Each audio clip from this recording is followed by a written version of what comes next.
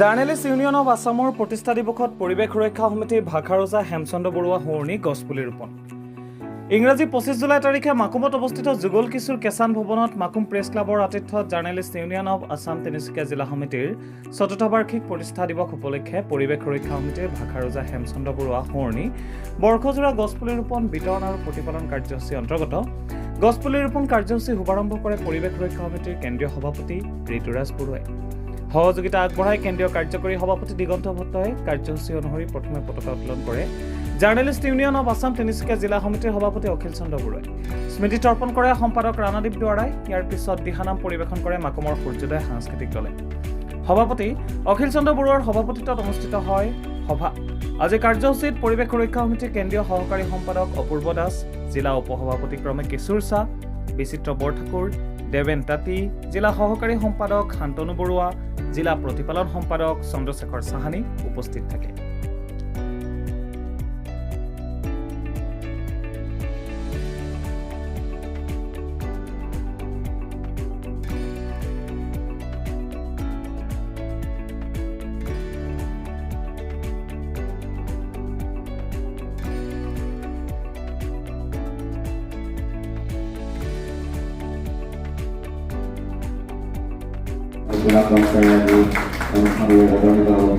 আমি আপোনালোকৰ সমৰ্থন কৰা পৰিৱেশ সুৰক্ষা সমিতি অসমৰ সন্মানীয় সভাপতি ঋতুৰাজ বৰুৱা তেখেতক আমি চমুকৈ সুৰক্ষাৰ বক্তব্যৰ কাৰণে আমি মাইক্ৰফোন গ্ৰহণ কৰি আহিছোঁ।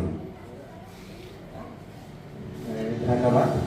প্ৰথমে মই জাৰ্নেলিষ্ট ইউনিয়নলৈ জানে বৰ্তমান সময়ত পৰিৱেশৰ যি প্ৰদূষণ বিশেষকৈ বায়ু প্ৰদূষণ আৰু গোলকীয় উষ্ণতা প্ৰদূষণৰ সমস্যাটো দিনক দিনে বৃদ্ধি পাইছে। এতিয়া আপোনালোকে দেখিছে দিনে ৰ'দৰ উষ্ণতা কিন্তু দিনক দিনে বৃদ্ধি পাইছে। ইয়াৰ মূল কাৰণটোৱে হৈছে আমাৰ পৃথিৱীখনত গছৰ অভাৱ হৈছে।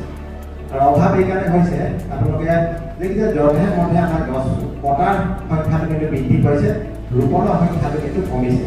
এতিয়া কিন্তু সেই কাৰণটো ভাল নহয়। গতিকে প্ৰাথমিক গছজোপা নিৰ্মূলৰ নিৰ্দেশৰ কাৰণে আমি চেষ্টা আদায় কৰিছোঁ। আপোনালোক